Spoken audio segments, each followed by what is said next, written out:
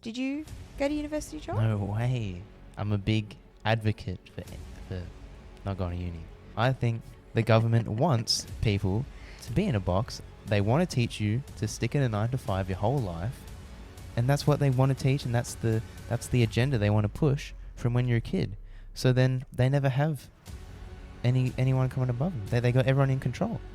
I think people get really hung up around HSC and going straight to university, and that's not 100%. necessarily the only option and the only pathway. And that's really, I think, what we want to talk about today.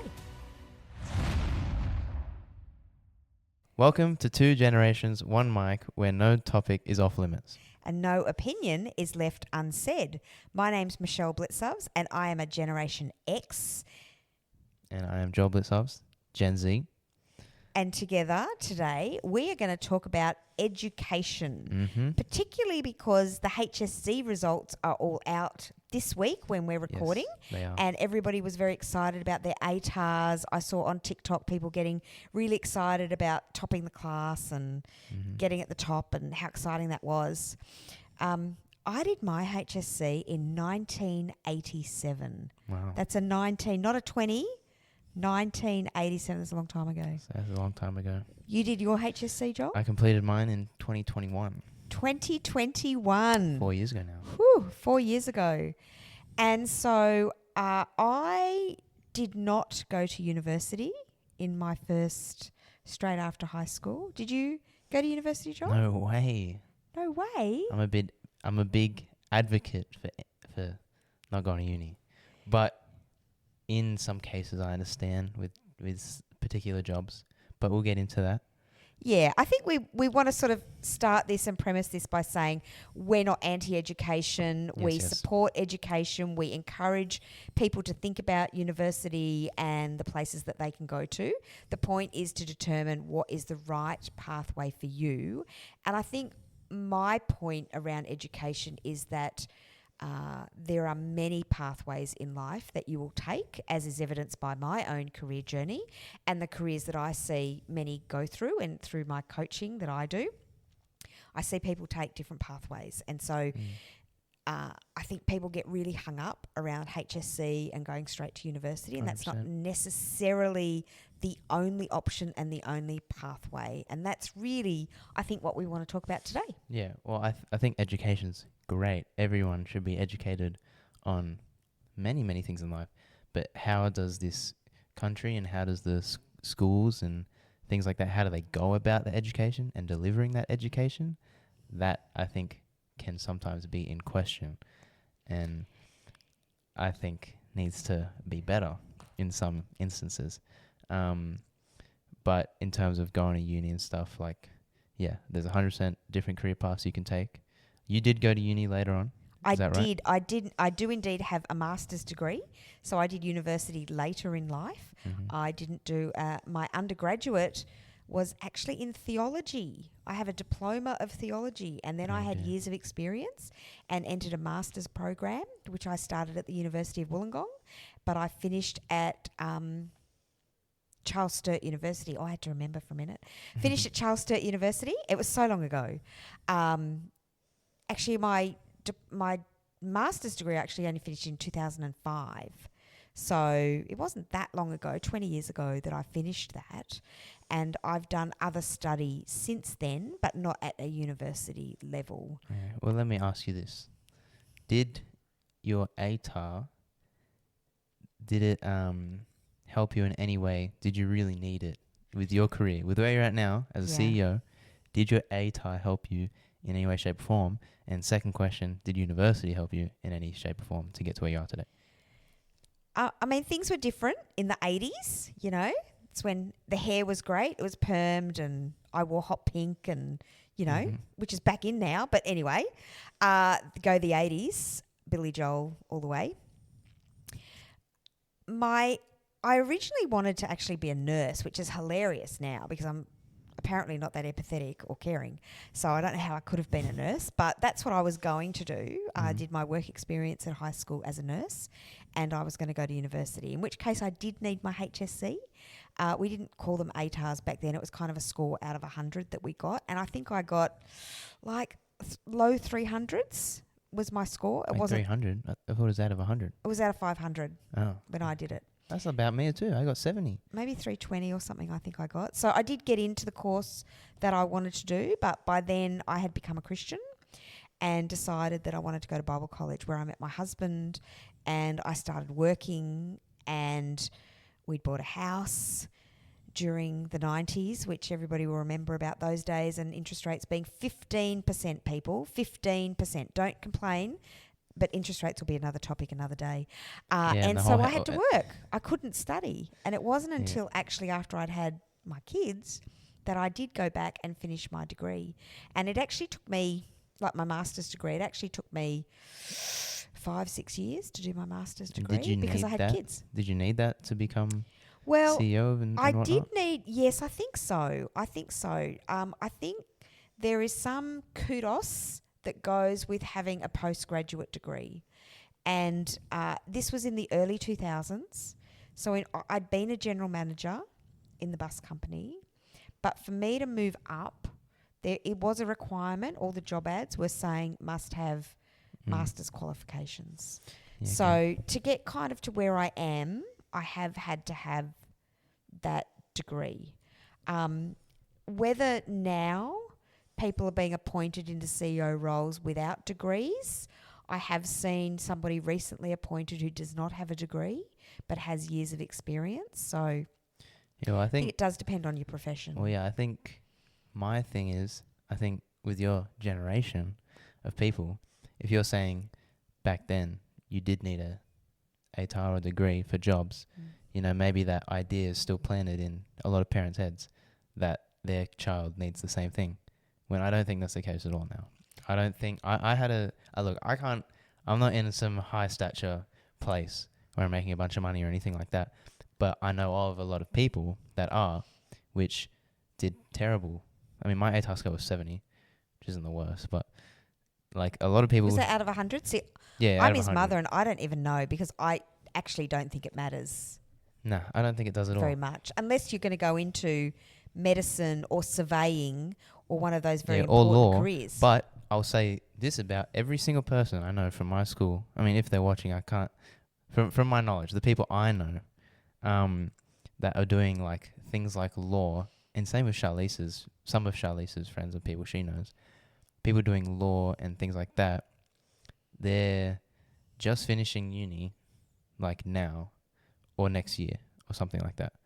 And they all have not really enjoyed it. And they're not all really happy, I guess you could say. And, the way I put into perspective is, I didn't go to uni. I did TAFE for being a mechanic. That took me about like 2 years because it was self-paced learning, so I could just get through it as fast as I wanted. But in those years from 2021 to now, I just feel like all the things I could do, I did mechanics. I'm picking up the day trading thing, which I did make quite a bit of money off that. I've traveled a lot. And whereas I look at someone who goes to uni and they've just been doing uni for 4 or 5 years, has a big debt, and now they're just finally getting into these jobs where they're getting paid, maybe 6 figures a year if you're not yet lawyer, but just starting, it's going to be probably below that. Yeah. And now you get that start. And just in terms of the two pathways, I'm just like, I think it has to be what matters to you and where is your path going. And I think that, you did a trade, and my generation, it was kind of, you have to go to university. You have to have a higher education degree. And if you don't, you're nothing. You don't matter. And I think that is a real problem. And the vocational education system does not have a good reputation. And part of that's got to do with some of the delivery and some of that goes on. But, we need mechanics and plumbers, and that's the other surveying thing. has a pathway that goes through both. And we need, people who have these qualifications.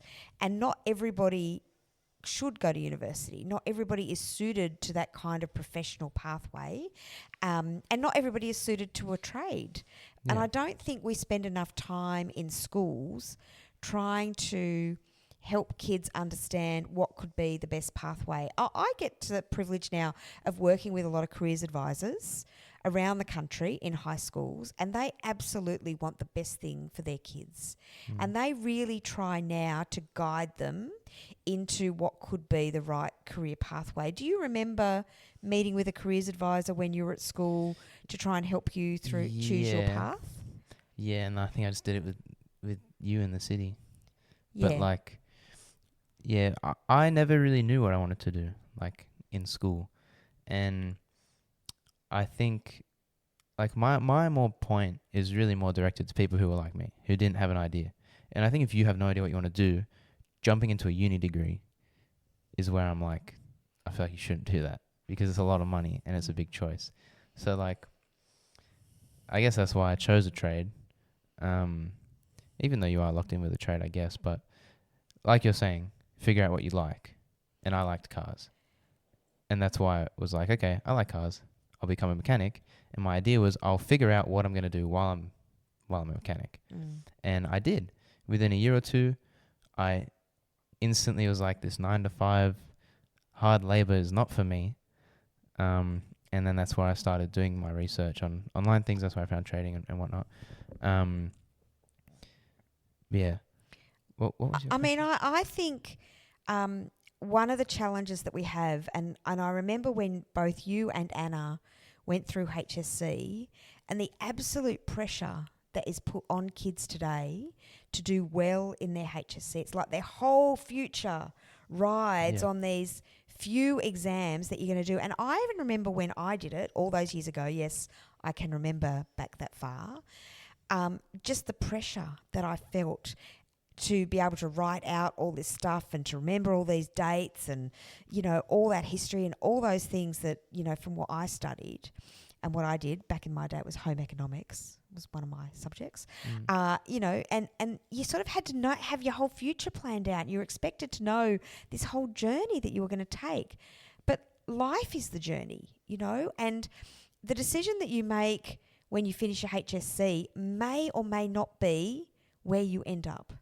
Yeah. And the challenge with a university degree is it kind of pushes you down a path, particularly law or, you know, education, teaching, those things. They're kind of, the idea is that you do that degree, nursing, doctor, and you end up a doctor or a nurse or a lawyer or whatever that might be. And I think that unless you really know, and look, don't get me wrong, some kids absolutely know what they want to be from the time they're whatever young. Yeah.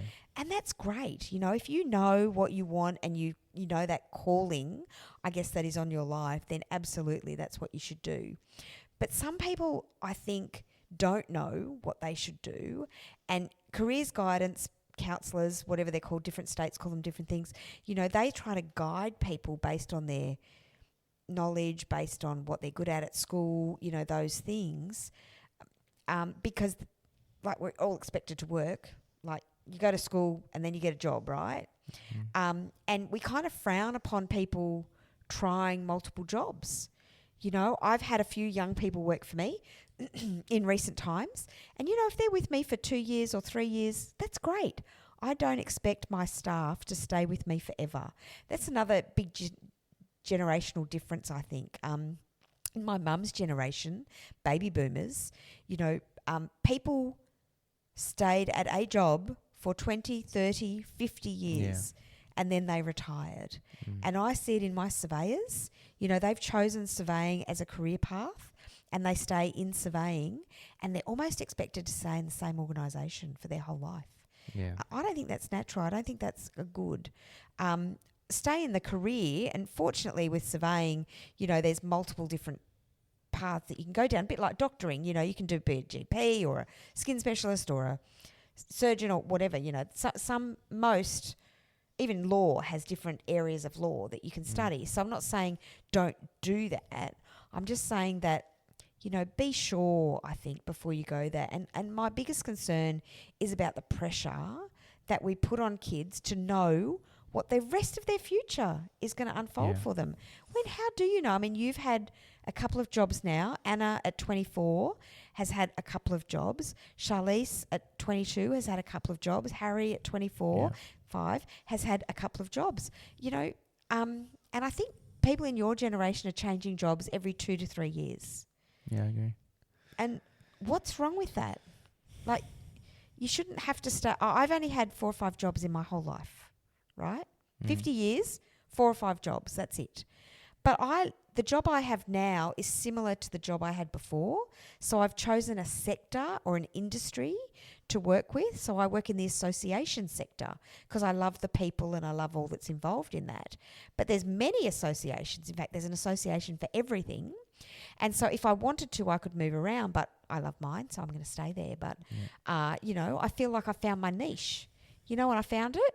When I was 45, right? It's not something you necessarily find when you are 18. And for me, I think the message is really that pressure that we put on our kids to make a choice that's going to be their life story. That's not the case. It's okay to take one path and then change your mind and go down a different path. Yeah, I agree. And I think parents need to be supporting of it. I mean, I know when I told you guys about doing day trading, I know I might have freaked out a bit. Yes, of course. I mean, my dad was quite supportive of it because he was kind of getting into the crypto market. I mean, it's pretty much his fault, the reason I'm doing day trading, to be honest. Yeah, I blame him for everything. But yeah, I think but not even just that. I think anything in the online realm, and this is kind of where I get into the education thing, where I think schools need to change the way they're teaching kids about. I think they need to have a subject just generally about life. I think it's just so outdated, the system. We have all these new things coming in, like AI, and there's many, many ways you can make money online, and none of these things are taught in school. And I don't think that even stuff to do with houses, like, I feel like that should be taught a bit more as well, and just things in general life, like. But I just think there's so many things in school that are taught, especially in like English and stuff, that's just like useless to me. Do they still have Shakespeare? Yeah, teaching about Shakespeare and all that, and I just think that's just absolute rubbish. Not every kid. I never really got into Shakespeare. I mean, I read fiction and I read all sorts of things now, but I never understood why I had to read that. And I think we did To Kill a Mockingbird was our thing. And look, that's a great book, don't get me wrong. But, I think you can't push kids down just this generic path. And the problem with society, generally speaking, okay, is that everybody has to fit into the same box, the same mould. The government decides that this is education and this is the system, and everybody across the whole country is going to be taught exactly the same way. Yeah. But everybody is an individual. We are all unique. We all have a different way of learning, and we all need to be taught different things and have a different approach. Now, I appreciate it's hard to get a school room full of 25 kids and teach them all the way that they like to be taught. So I appreciate that this is a difficult challenge. Yeah, 100%. But I think we've got to the curriculum, and I agree with you. I mean, these life principles. I remember when my daughter finished school and she got her first job and she had no idea how to do budgeting. And so at what point is it the parents' responsibility to teach their children? Yeah. And when is it the school's responsibility? And the two don't necessarily cross over. Yeah. Well, I mean, this is getting a little bit off topic in terms of like HSC and what you should do after school. But, I'm just kind of bringing it around to the whole education system as a whole, because you talked about the school's responsibility versus the parents' responsibility. And the fact is that kids are spending time at schools more than they are with their parents. And because they're there 5 days a week, from the morning to the afternoon. They see their parents for a couple of hours in the afternoon, but the parents might be coming home late. They might work night shifts, I don't know. So the reality is that kids are in schools for a long time. Like, you're there for, 18 years or something? No, you're not there from birth, but from 15 years 13 or something. Years. If you start at prep. Yeah, like a long time in school. So going into that area, like for me personally, I don't even want to send my kids to school. I want to homeschool them. And because I do think there's some positive aspects of school in terms of the socialness of it, learning how to be sociable with people. But I think you can find that in a sports team as well. And then I think the only thing and the best thing that school teaches is you are forced to do something you don't want to do, which I think is a good skill to have. When you have something that you don't want to study for Shakespeare or whatever it is, and you have to force yourself to sit down, learn it, and memorize it, and educate yourself on it, that is an important skill, because you can actually take that into life. Because there's many times, like right now, my job, I don't want to do it, but I have to, because it's just kind of where I'm at. And I guess school can teach you that in a sense. But do the good outweigh the bad for me? No way. So when I have kids, I don't even want to send them to school, because I think the education is bad. But the main thing is, again, social aspect. Kids in school, like, it's all about, there's literally drugs in school, people drinking all the time, parties, and it's just because, like I said, they're with all these people every single week, and all this bad stuff. Just I don't know why schools are so like corrupt. Like, there was a stabbing in Rouse Hill like a couple of weeks ago. I'm pretty sure that was by some teenagers, and there's a lot of teenagers that are all like, oh, Eshe, and like all this gang mentality. And when I was in school, I don't know what's shifted, and it's most likely social media, but when I was in school, if I wanted to go to the year 12 area, I was scared of all the year 12s. I'd never go there because they're scary. But when I was in year 12, we had kids in like year 1 and 2 or whatever, young kids coming up to the shaded area and like saying your mum jokes at us. Like, it was just wild, and swearing and all this and that. Well, and it's just, why would I want to send my kid there?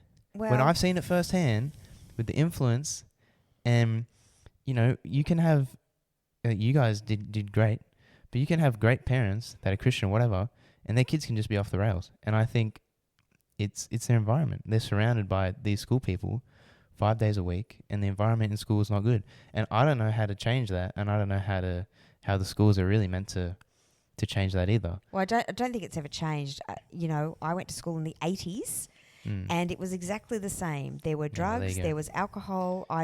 In my early years of high school, I rarely actually went to school. Sorry, Mum, if you're listening. Back then I was at Blaxland High Public School in my early days, and I wagged. Do you still use that term? Yeah, we do. I wagged more than I actually went. And, I got in with the wrong crowd and got into all sorts of trouble. Nearly got expelled at one point. And damn, Mum. Yeah, I know. Rebel. Didn't know that, did you? Woohoo, letting the secrets out now. But, nothing's really changed. Swearing, drinking, parties on Saturdays, all that sort of stuff. Yeah. That's how it was. And, my mum's kind of saw the writing on the wall and got me to agree to change schools, and I moved schools and went to a private Christian school in Penrith. Shout out to St Paul's Grammar. We were the third year 12 class to go through. It was a brand new school. But even there, there were little cliques of groups. Yeah. They'd all come from sort of the rich schools in Sydney to this new school in Penrith. And I didn't have any friends. I made one very good friend, and that's how I came to be a Christian. But really, I had no friends at school. I was on the outer. Social media didn't exist then. I had some friends that I caught the train to and from school with, and I hung out with them more than I hung out with any school friends. And even now, like, I've been to my 40-year school reunion. That's right. 40 years since I did high school. And we're all connected a little bit on social media. And one of the girls that I graduated with, we kind of work in the same sector. That's pretty cool. And we've run across each other. But really, I don't have any of the same friends that I had when I went to school. Yeah. I haven't kept any of them. It was hard. Like, it's hard to be a teenager. It's hard to be in school. And I do remember some of the teachers I had. Barry Roots was my economics teacher, and I credit him with the journey that I've taken into politics and what I know, and my economics and finance management and management journey. That was through him teaching me commerce and economics. And so I do think school had a very positive influence in my life from that perspective. And I think it is the things you learn like, I don't remember algebra and trigonometry, and I mean, I it don't was called remember Maths in I don't Space when remember I did anything. it, right? I did the lowest possible maths units that I could do. You know, I was really into the commerce and those things, that are the things I like, geography. But really, it was about the getting on with people. It was about the discipline. It was about, you know, managing your time. Mm. All those things are kind of the things I think I learnt at school. So I do still think that school is valid. I hope that you do send your kids one day when you have them to school. Hey, what's wrong with homeschool, man? Still learn the same things. No, I don't think so. I think you need the people skills that you can only learn in Yeah, school. but I think I could just send them to a sports team and church. Like, why can't they get the social skills there over school? Because I think, as you said, we're at school for so many hours a day. And I think that that's where it's that repetition that you get. I think, though, that kids need to be better supported in school. And I think parents need to take an active interest, which, you know, when you got to high school, you and Anna were in high school, you know, both my husband and I were working full time, Martin and I, and it was hard. And so we had to get to the point where one of us had to stay home with you. And Martin was better because he could do maths homework with you. I was Yeah. terrible at the homework things. He was very good at school projects. Yeah. He excelled at all of your He did. school projects. He did actually a lot of my assignments. That's right. And So did that the was good. teachers ever pick up on any of that? No, but anyway. Well, no, one of them actually, I remember, she was like, "This is the best geography assessment I've ever seen," and she was like, "Did your sister do this?" And I was like, "Well, no." And I just pretended like I did it, but Dad like literally wrote the whole thing. Like he'd literally be in my room writing it on my computer. Yeah. But anyway, that's another thing, another time. But I like what you said about how the school is about putting everyone in one box, and I mean, you could call this conspiracy. I don't really care, but this is why I think the education system will most likely never change, because I think if they taught kids about real world things that they need to know, like teaching them about money, how does money work? Like imagine school taught people how to use, imagine all school was about was like how to set yourself up for when you're an adult, to make money, how to buy houses, how to use, AI, how to vote. different tools, how to vote, how politics works. I mean, they do the politics thing in year 6 and then never again. It's ridiculous. And how to invest in stock market. If they did all those things, then probably a lot more people would be successful in things. And I don't think the government wants that. I think the government wants people to be in a box. They want to teach you to stick in a 9 to 5 your whole life. And that's what they want to teach. And that's the agenda they want to push from when you're a kid. So then they never have anyone coming above them. They got everyone in control. If they teach you from being a kid to do 9 to 5 your entire life, most likely 90% of those people are going to do that. And they're going to go 9 to 5 and they're never going to get up there to that stature. So that means they're never going to be an issue. They're never going to be someone they have to worry about. I think actually that is one of the things that you learn at school, is that how to climb the ladder, right? How to get above, how to get on top. You know, everybody at school had that group of who the cool kids were, who the ones the teachers liked the most, Yes, who were they the did. kids that got promoted, who were the kids that always got chosen, all that sort of stuff. And I think that cultural way that we do society is something that we do learn at schools, which is not taught. It's just cultural and how we learn. I don't actually agree with you, Joel, about that. I don't actually think that's how the government sits down in a room and the Department of Education saying, right, how can we keep these kids in a box?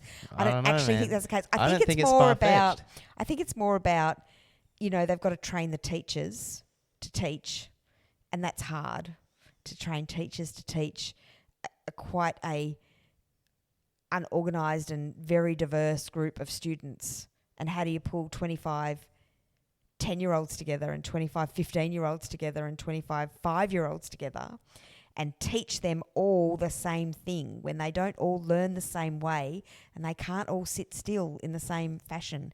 And we are taught to sit still, sit in your box, learn this by rote.